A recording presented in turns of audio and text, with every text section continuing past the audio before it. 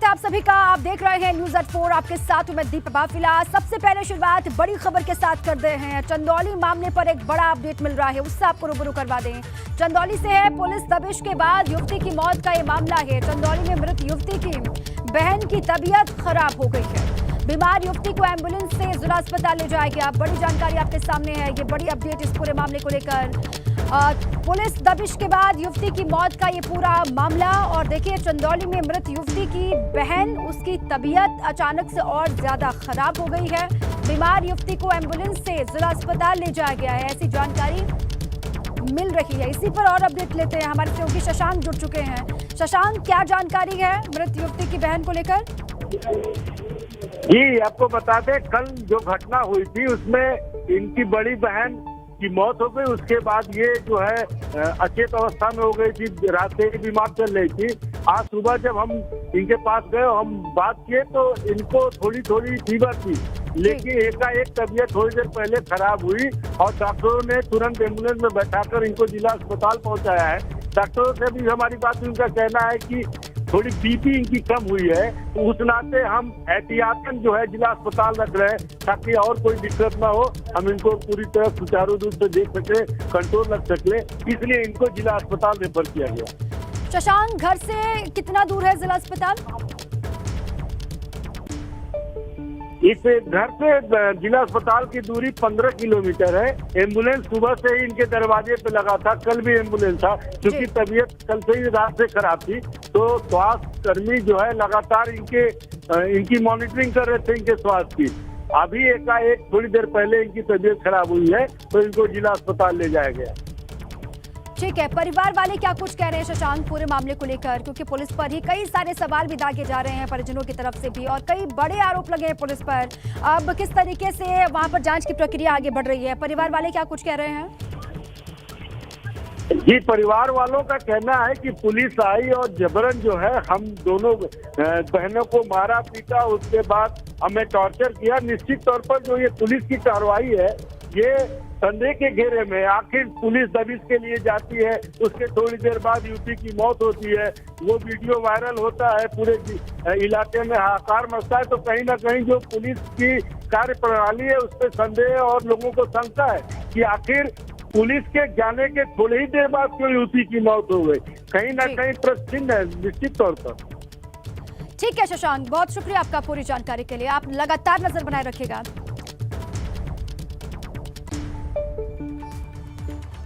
UP police कार्रवाई के नाम पर जगह जगह और बार बार कारस्तानी क्यों कर बैठती है? चंदौली में पुलिस की दबिश पर सवाल उठे हैं।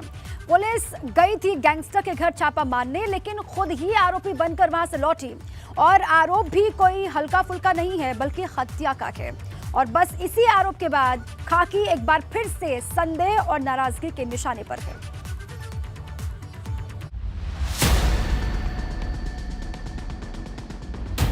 सवालों के घेरे में यूपी पुलिस। चंदौली पुलिस के चरित्र पर सवाल। चंदौली में हो गया गोरखपुर जैसा कांड। गैंगस्टर के घर मारा गया था, कार्रवाई के लिए छापा। एक लड़की के संदिग्ध मौत, पुलिस ने खोया आपा। चंदौली पुलिस से पीड़ित परिजनों के गंभीर सवाल। शुरू हुआ पुलिस की दलीलों का खेल। कार्रवाई का हवाला, थानाध्यक्ष और पुलिसकर्मी जाएंगे जेल। गैंगस्टर के घर का छापा तो उसकी बेटियों को किसने मारा? गैंगस्टर की बेटी को फंदे पर किसने लटकाया? कार्रवाई करने गई चंदौली पुलिस, कारस्तानी कर बैठी। जांच होने दीजिए, जांच से पहले अगर कोई चीज रिपोर्ट आएगी तो उसमें कार्रवाई होगी। कार्रवाई के नाम पर काली वारदात का सच क्या है? उत्तर मांगे प्रदेश। इस पूरे मामले में पुलिस पर कई सवाल दागे जा रहे हैं। पुलिस की दबिश के बाद जख्मी लड़की का बयान सामने आया है, ये बड़ी जानकारी है। पुलिस की पिटाई से बहन की मौत हुई। मृतक निशा की बहन ने ये कहा है बहन की बेरहमी से पुलिस पिटाई करती रही, मृतक की बहन का ये कहना है। बड़ी जानकारी आपके सामने है। पुलिस की दबिश के बाद जख्मी लड़की का ये बड़ा बयान है। पुलिस की पिटाई से ही बहन की मौत की बात वो कह रही है और साथ ही ये भी कि बहन की बेरहमी से पुलिस काफी देर तक पिटाई करती रही। वो जान बचाने की गुहार पुलिसकर्मियों से लगाती रही, लेकिन पुलिसकर्मियों का दिल नहीं पसीजा। 4 मिनट बाद बहन की 5 मिनट के बाद बहन की आवाज आनी बंद हो गई। ये भी कहा कि जख्मी लड़की ने, बहन है मृतक निशा की, कई सवाल वो पुलिस पर उठा रही है, पुलिस पर कई बड़े आरोप लगा रही है। इतनी बर्बरता से बड़ी बहन को पीटा कि उसकी मौत हो गई। इस वक्त छोटी बहन गुंजा मेरे साथ है और जिसकी तबीयत हालत आप देख सकते हैं कि हाथ में ड्रिप लगी हुई है, एक हाथ में पट्टी बंधी हुई है, बेसुध है, बहुत बात करने की स्थिति में नहीं है। हॉस्पिटल का जो सरकारी स्टाफ है वो भी मौजूद है, लगातार केयर की जा रही है इस परिवार को। लेकिन आखिरकार ये नौबत आई क्यों, ये हम गुंजा से ही समझेंगे। गुंजा, कितनी उम्र है आपकी? 18। क्या घटनाक्रम हुआ था? कल आपके घर पुलिस आई थी, क्या कहा पुलिस ने, क्या मकसद था आने का, क्या बातचीत हुई? आप थी उस वक्त? यस सर, हम लोग थे, हम थे, हमारी दीदी थी। इनका मकसद सर बस हम लोग को मारने के ही मकसद से आए थे। हमारे हिसाब से इन्हें कोई फोर्स कर रहा था कि हम लोगों को किसी के न होने के कारण मारा जाए घर में। उसके बाद ये लोग आए, हम लोग छत पे थे, हम लोग दरवाज़ा बंद करने के लिए आए, तब तक ये लोग अंदर आ चुके थे सर। दरवाज़ा जैसे बंद करते हैं तो धक्का दिए, दरवाज़ा खुल गया। हम जब इनका विरोध, कितने बजे का वक्त होगा और जब ये आए थे तो क्या बताया था किस लिए आए? नहीं सर, इस सब के बारे में तो जिक्र नहीं हुआ। कितने पुलिसकर्मी थे? 40 लगभग तो 40 से। अंदर आते वक्त इन्होंने किसी ने बताया नहीं कि ये क्यों आए हैं आप? नहीं सर, ऐसा कुछ भी नहीं बताया गया। डायरेक्ट मारना ही शुरू किए। जब हम विरोध किए इनका तो हम लोग को मारना शुरू किया। जब दी वहाँ पे मेरी देखी तो वो भाग कर उस रूम में गई। तब तक 8-10 पुलिस और एक लेडीज़ कांस्टेबल उनके साथ उस रूम में गए और हमको सब यहाँ पर मारे थे और यहाँ पे पकड़ा था। और उसके बाद दीदी चिल्ला रही थी, हमको आवाज़ दे रही थी बचाने के लिए। हम बहुत रिक्वेस्ट किए सर कि शादी पड़ा है सर, ऐसा मत कीजिए सर। उसके बाद हम मेरा एग्ज़ाम है सर, उसके बाद भी ये लोग नहीं माने। उसके 5 मिनट चाहे 2-3 मिनट बाद आवाज़ दी कि आनी बंद हो गई। एक कांस्टेबल था जो कुर्सी लेने के लिए नीचे आया, तो कुर्सी लेके जा रहा था, तब हम उसको पकड़े, उसका हाथ पकड़े। मेरा ब्लड उसकी शर्ट में और उसके हाथ में लगा। हम बोले सर आप लोग क्या कर रहे हैं सर, ऐसा मत कीजिए सर। तो हमको झटका, तो मैंने उसका पैर पकड़ लिया, वो फिर मुझे झटका और उसके बाद वो सब गए। और फिर उसके बाद कितनी देर तक ये सब चला? उस रूम में मैक्सिमम 20 मिनट लगा, उस जगह से 15 मिनट लगा होगा सर। सारे 40 पुलिसकर्मी जो आप बता रही सब भीतर घुसा है? सब अंदर तो सभी आ गए सर, सभी अंदर आ चुके थे सर। मेरा पूरा घर कमरा जो तीनों है सब भर चुका था सर पुलिस से। और उसके बाद सर ये सब उस रूम से जब बाहर निकले तो फिर ये लोग दरवाज़ा से, वो हम लोग का दरवाज़ा है कि ऐसी आने पे बंद हो जाता है, तो दरवाज़ा बंद हो गया। और उसके बाद ये लोग हमको बोले कि इसको छोड़ दो, फिर ये लोग चले गए सर। उस वक्त आपकी बड़ी बहन कहाँ? सर फिर उसके बाद हम 2 सेकंड मैक्सिमम 20 सेकंड लगा होगा सर यहाँ से हमको जाने में, चाहे 10 सेकंड लगा होगा। तो देखे थे तब तो दीदी की डेथ हो चुकी थी और दीदी पंखे से नीचे मार कर उनको बस टांगा गया था कि उसको सुसाइड लगी सर। क्योंकि अगर टंगी होती तो ज़मीन से ऊपर होती, वो ज़मीन से टच थी सर। उनका पैर ऐसे हो गया था और उनकी मतलब कि डेथ हो गई थी। उनका पल्स चेक किए, पल्स नहीं चल रही थी, सांस चेक किए, सांस भी नहीं चलती, हार्ट बीट भी नहीं चली थी सर कुछ। ये जो आपने देखा तो फिर क्या किया? सबसे पहले किसको बुलाया? फिर हम नीचे गए, घर में कोई नहीं था। फिर ये लोग जो सब गांव वाले जो देख रहे थे सब चले गए अपने घर। फिर हम नीचे ऊपर दी को खोलने में टाइम लगा, सब अपने घर चले गए। उसके बाद हम नीचे गए तो एक बाइक वाले को रोके कॉल करने के लिए, तो वो उसको बारे में बताए सबके बारे में, तो वो मोबाइल लेकर अपना भाग गया। तो एक दादी हैं मेरे गाँव की, भाभी लगेंगी, रिश्ते में बुजुर्ग हैं, उन्हीं को बोले कि ऐसा ऐसा हो गया घर पे, गांव में किसी को भेजिए। बस यही इतना हुआ सर।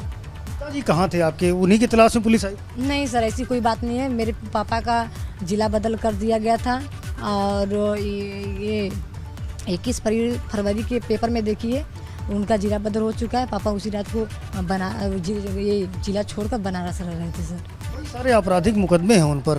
नहीं सर, ये सब सिर्फ पैसे न देने के वजह से ये जो हम लोग का लीगल दुकान है उसमें खनन का कागज़ है, लाइसेंस है, GST है। वो सब होने के बाद ये पैसा हम लोग से 1 लाख रुपया महीना मांग रहे थे, तो न देने की वजह से ये लोग अवैध बनाकर झगड़ा और गुंडा उंडा बना के सब हम लोग को।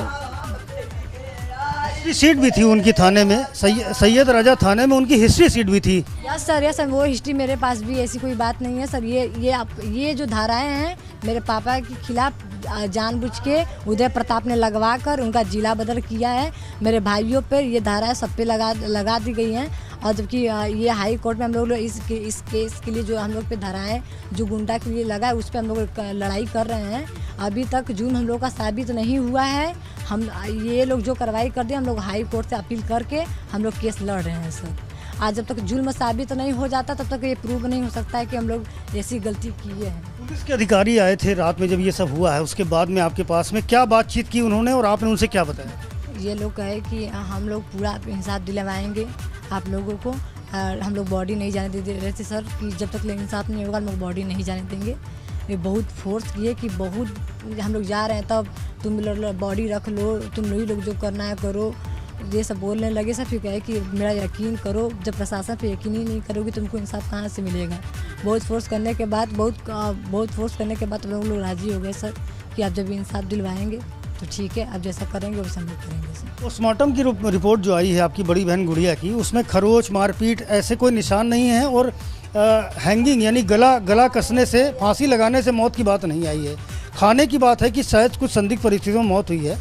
नहीं सर, नहीं, ये सर गलत है, ये सर गलत है, ये प्रशासन गलत कर रही है सर। ठीक है, मतलब बॉडी ले जाने का मतलब ये ब्लड लगा रहा था कि खाने की वजह से ऐसा कुछ हुआ है। हमको रिपोर्ट लगा दिखाइए पहले। पुलिस अधिकारियों ने थोड़ी देर पहले रुकिए, पुलिस अधिकारियों ऐसे मत करिए, आपकी तबीयत ठीक नहीं है, ऐसे मत करिए। यहाँ देख सकते हैं आप, जो बहन है, परिवार है, बेहद परेशान है, और उनका कहना है कि कल पुलिस अधिकारी जब आए थे तो उन्होंने ये दावा किया था कि इस पूरे मामले में निष्पक्ष कार्रवाई होगी, लेकिन अब जो पोस्टमार्टम की रिपोर्ट बताई जा रही है उसका ये परिवार खंडन कर रहा है और बेहद नाराजगी भी जता रहा है। कैमरामैन राजेश पांडे के साथ संजय त्रिपाठी। गैंगस्टर के आरोपी और मृत युवती के पिता कन्हैया यादव ने भी पुलिस पर पिटाई का आरोप लगाया है। उन्होंने कहा है कि पिटाई में चोट लगने से ही बेटी की मौत हुई है। उन्होंने आरोप लगाया कि लड़की की बेल्ट से पिटाई की गई, जिसके बाद मौत हो जाने पर लटका दिया गया। उन्होंने कहा कि घटना के वक्त वो वाराणसी में थे।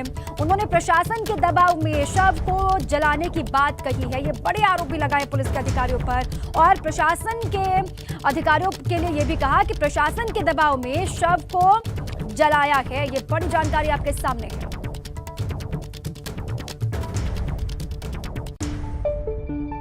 कन्हैया जी, क्या जानकारी मिल पाई है आपको पुलिस पकड़ने कल आई थी, आप कहाँ थे उस वक्त? जी, हम तो हमारा जिला बदल हुआ तो हम बनारस में रहते थे, हम घर पे थे नहीं, और पुलिस यहाँ आई, हमारे बेटे को पकड़ कर ले गई थी। वो रात को अपना बंद कर रखा था, मारा पीटा बच्चे को, सवेरे 151 में चालान भेजा। लड़के का विजय यादव का जमानत करने, छोटा लड़का भी चला गया। हम घर पे थे ही नहीं, हमारी 2 बेटियां थी, एक निशा और एक गुंजा। इसी बीच में पुलिस आई और पुलिस को हमारे पड़ोसी लोग बुलवाए, पुलिस आई और पुलिस मारपीट का इल्ज़ाम दी। उसमें बड़ी बेटी को चोट लगी, बड़ी बेटी डेथ कर गई, और छोटी बेटी को जो चोट लगी वो बेहोश पड़ी हुई थी। छोटी बेटी ने अब चिल्लाने लगी और अपने भाई को फ़ोन किया। फ़ोन करने के बाद ये दोनों भाई आए, विजय और विशाल। उसके बाद हमको फ़ोन किया गया तो हम भी बनारस से चल के यहाँ 6 बजे पहुँचे।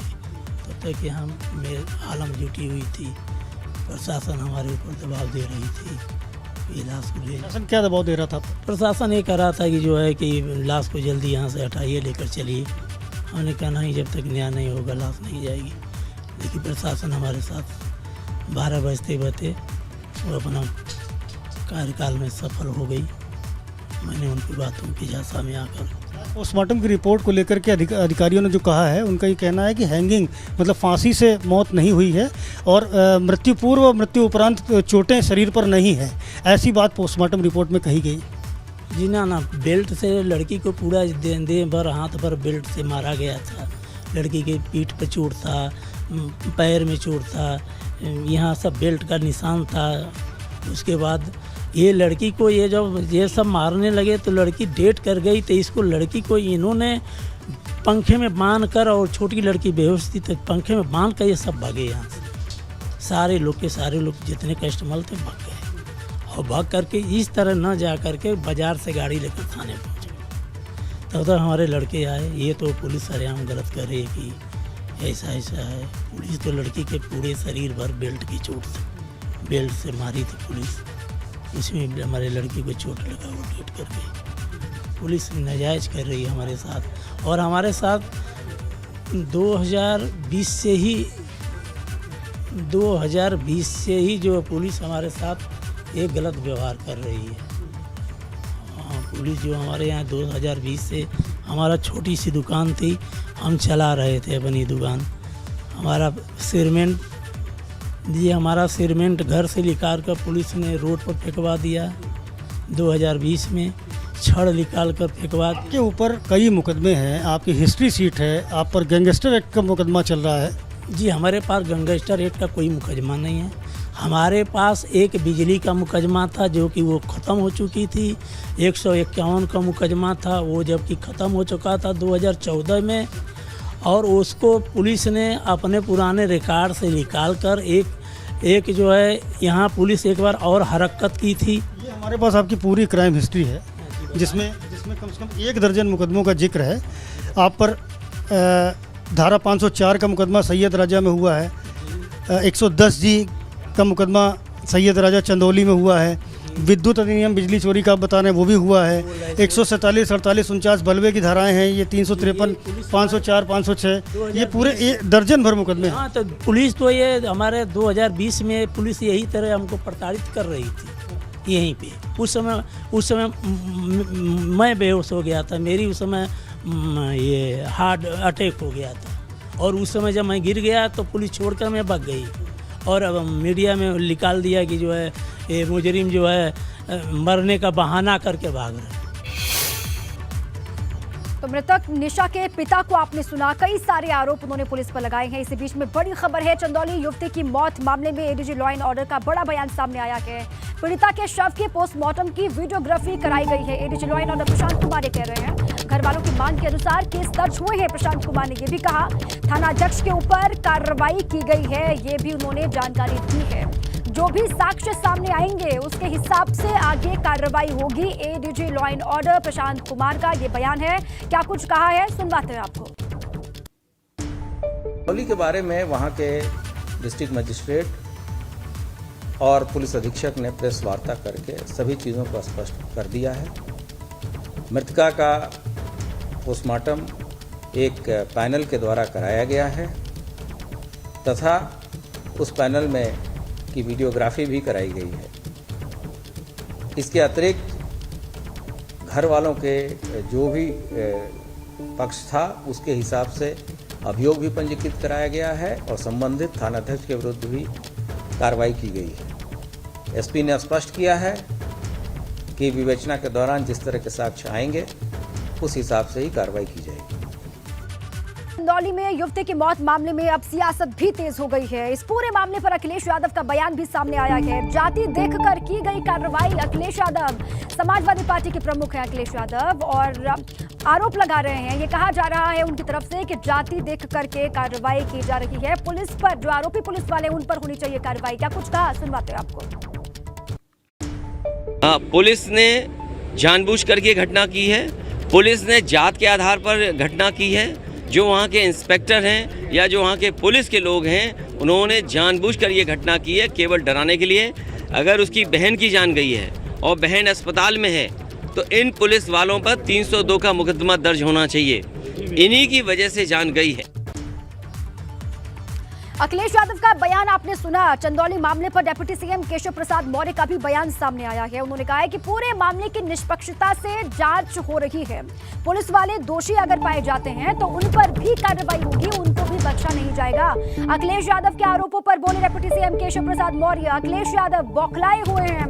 किसी की गलती तो होगी कार्रवाई। ये उन्होंने कहा कि अगर किसी की भी गलती है, बड़े से बड़ा अधिकारी क्यों ना हो, उसको छोड़ा नहीं जाएगा, कार्रवाई निश्चित तौर पर होगी। ये बड़ी जानकारी आपके सामने है। सुनवाते हैं डिप्टी सीएम केशव प्रसाद मौर्य ने क्या कुछ कहा है पूरे घटनाक्रम को लेकर। अभी तो उसमें मुकदमा दर्ज हो गया है। संबंधित थाने के जो इंस्पेक्टर थे उनको तत्काल प्रभाव से निलंबित कर दिया गया है और जांच होने दीजिए। जांच से पहले अगर कोई चीज़ रिपोर्ट आएगी तो उसमें कार्रवाई होगी, इसलिए मुकदमा दर्ज किया गया है। अखिलेश यादव जी बौखलाए हुए हैं। अगर कोई पुलिस वाला गलत करेगा तो उसके खिलाफ कार्रवाई होगी, लेकिन अपराधियों को पकड़ने के लिए अगर कोई पुलिस गई है और उस पुलिस के जाने के बीच में इस प्रकार की घटना हुई तो दुखद है। मैं इस पर निश्चित तौर से दुख व्यक्त करता हूं और परिजनों को सांत्वना देता हूं, और लेकिन इसकी जांच करके अगर किसी भी प्रकार से दोष पाया जाएगा तो कार्रवाई होगी। चंदौली की घटना पर बोले हैं कैबिनेट मंत्री संजय निषाद। चंदौली में घटना की निंदा करता हूं, संजय निषाद ने कहा है। सपा के सियासी आरोपों पर मंत्री ने पलटवार किया। हमारी सरकार में जाति देखकर कार्रवाई नहीं होती है, संजय निषाद ये कह रहे हैं। संजय निषाद ने सपा पर निशाना साधते हुए कहा, उनको लगा कि उनका ट्रेडिशनल वोट बैंक है, इसलिए उसके सहारे अपने समाज को साथ में कोशिश रखने की कोशिश कर रहे हैं। और भी बहुत सारी बातें वो कह रहे हैं। क्या कुछ उन्होंने कहा है, सुनवाते हैं आपको तफसील से। एक सवाल ये है कि चंदौली की जो घटना हुई, एक बदमाश के यहाँ पुलिस गई, छापा मारा, उसने दबिश दी और उसके बाद थोड़ी देर बाद उसकी जो बेटी थी उसकी लाश मिली घर से। आज अखिलेश यादव ने कहा कि जाति देखकर पुलिस ये काम करी क्योंकि वो यादव जाति का बदमाश बताया जा रहा है। सीधा सीधा निशाना साध रहे हैं पुलिस पर और आपकी सरकार पर कि जाति देखकर डराने के लिए ऐसा किया। देखो, मैं तो ऐसे जो भी घटनाएँ होती हैं उसकी मैं निंदा करता हूँ, भर्त्सना करता हूँ, लेकिन बिना भेदभाव के ये पुलिस और जो हमारा शासन प्रशासन काम कर रहा है, ऐसा नहीं है कि देखिए उसमें ब्राह्मण भी हैं, ठाकुर भी हैं, निषाद भी हैं और भी बिरादरी जो अपराधी हैं उनके ऊपर भी ऐसा काम हुआ, कार्रवाई हुई है। अब उनको लगा कि अपना उनका ट्रेडिशनल वोट बैंक है, इसलिए वो उसके सहारे वो अपने समाज को साधने की कोशिश करते हैं। और तो अब तो अभी तो माननीय मुख्यमंत्री को धन्यवाद दूंगा, उन्होंने एक लिस्ट बनाई है टॉप 10 ऑफ द कि ऐसे सारे अपराधियों को लिस्टिंग की जाए और उनके सुधरने का एक अवसर अब दे दिया। अब अंतिम चल रहा और सारे अपराधी अब सुधर जाए, नहीं तो फिर 0 टॉलरेंस हो जाएगा और ऐसे लोगों को उत्तर प्रदेश को छोड़कर